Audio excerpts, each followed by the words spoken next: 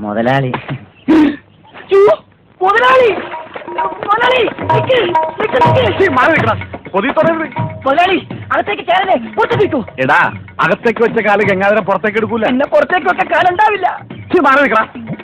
ഞാൻ എന്റെ ബന്ധുക്കാരെയും മോനെയും കാണാൻ പോയി. മോനാ തെറ്റിപ്പോയി. അനന്തരവൻ അത് ഇന്നലെ വരെ.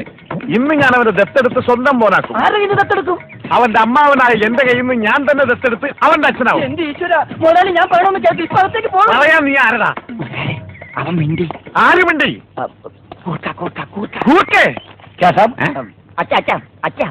അച്ഛനാ? ഇവിടെ ഒരു ഗൂർക്കെ കയറി അച്ഛാന്ന് വിളിക്കാൻ നാണമുണ്ടോ തെണ്ടി? എന്തൊക്കെയാണ് ഈ കൊണ്ടുവന്നിരിക്കുന്നതെന്ന് അറിയാമോ? അച്ചപ്പം, കുഴലപ്പം, ഇടിയപ്പം ഇല്ലേ? കൊണ്ടുവരാം. വേണ്ട, തന്നുവിടാം. താങ്ക്സ്. അതിനു മുമ്പ് അവനെ കാണണ്ടേ? അനന്തരവനെ. മോനെ എന്താടാ, സുഖം തന്നെയല്ലേ? ഇവൻ നിന്റെ ആരാധന പറഞ്ഞേ? അത് അങ്ങനെ പറഞ്ഞ മനസ്സിലാവില്ല. ആംഗ്യ ഭാഷ കാണിക്കണം. ഞാൻ കാണിച്ചേ. മോനെ അമ്മാവൻ. മാവു മാവു മാവു. വൻ അമ്മാവൻ. മനസ്സിലായില്ലേ? മനസ്സിലായി. അമ്മാവൻ എന്നല്ലേ?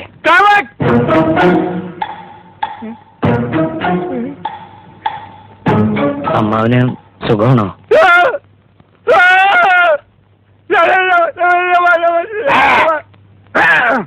അവൻ സംസാരിച്ചു സാബ്. അവൻ ആദ്യമായിട്ട് സംസാരിച്ചു സാബ്. എന്റെ അനന്തരം സംസാരിച്ചു. എടാ, ഞാൻ ആദ്യമായിട്ട് ഒന്നുകൂടി സംസാരിച്ചേ. ആദ്യമായിട്ടല്ല, ഞാൻ പണ്ട് മുതലേ സംസാരിക്കും.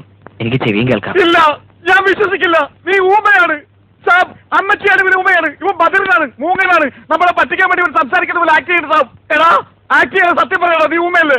അല്ല, സത്യമല്ലേ ഇവർക്കറിയാം. മുതലാളിക്ക് എന്നെ കടലിൽ നിന്ന് കിട്ടിയതെന്ന് ഞാൻ ഇവരോട് പറഞ്ഞു.